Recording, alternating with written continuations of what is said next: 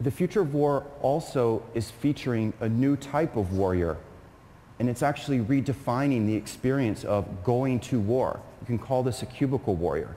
This is what one Predator drone pilot described of his experience fighting in the Iraq War while never leaving Nevada. Quote, "You're going to war for 12 hours, shooting weapons at targets, directing kills on enemy combatants. And then you get in the car and you drive home. And within 20 minutes, you're sitting at the dinner table talking to your kids about their homework." Now, the psychological balancing of those experiences is incredibly tough. And in fact, those drone pilots have higher rates of PTSD than many of the units physically in Iraq.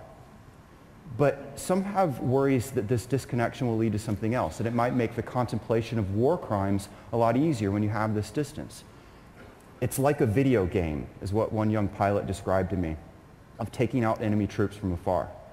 As anyone who's played Grand Theft Auto knows, we do things in the video world that we wouldn't do face to face.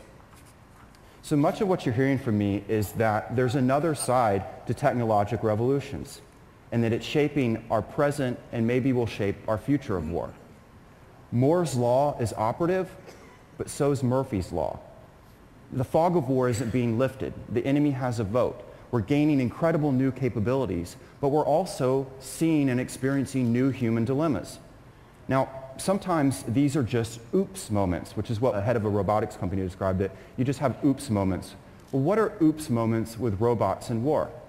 Well, sometimes they're funny. Sometimes they're like that scene from the Eddie Murphy movie Best Defense playing out in reality, where they tested out a machine gun armed robot, and during the demonstration, it started spinning in a circle and pointed its machine gun at the reviewing stand of VIPs. Fortunately, the weapon wasn't loaded and no one was hurt. But other times, oops moments are tragic, such as last year in South Africa, where an anti-aircraft cannon had a, quote, software glitch, and actually did turn on and fired, and 9 soldiers were killed.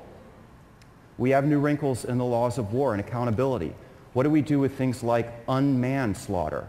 What is unmanned slaughter? We've already had 3 instances of Predator drone strikes where we thought we got bin Laden, and it turned out not to be the case. And this is where we're at right now. This is not even talking about armed autonomous systems with full authority to use force. And do not believe that that isn't coming.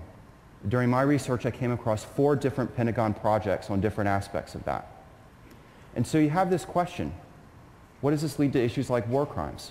Robots are emotionless, so they don't get upset if their buddy is killed. They don't commit crimes of rage and revenge. But robots are emotionless.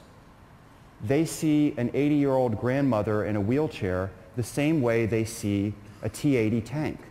They're both just a series of zeros and ones.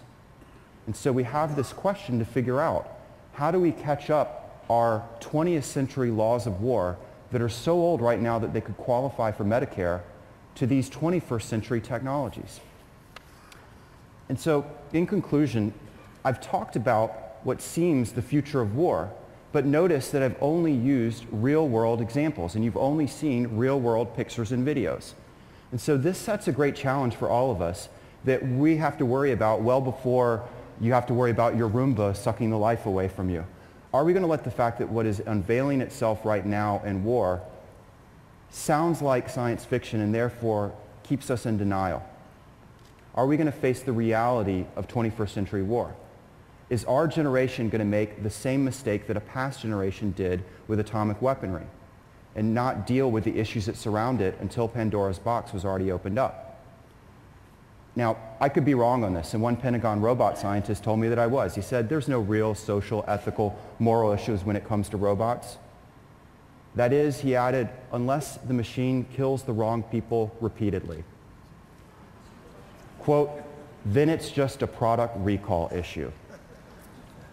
And so the ending point for this is that actually we can turn to Hollywood.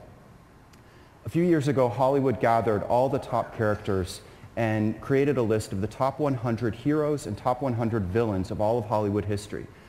The characters that represented the best and worst of humanity.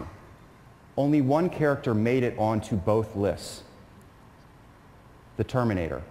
a robot killing machine. And so that points to the fact that our machines can be used for both good and evil, but for me it points to the fact that there's a duality of humans as well. This week is a celebration of our creativity. Our creativity has taken our species to the stars. Our creativity has created works of arts and literature to express our love. And now we're using our creativity in a certain direction to build fantastic machines with incredible capabilities. Maybe even one day an entirely new species. But one of the main reasons that we're doing that is because of our drive to destroy each other. And so the question we all should ask, is it our machines or is it us that's wired for war? Thank you.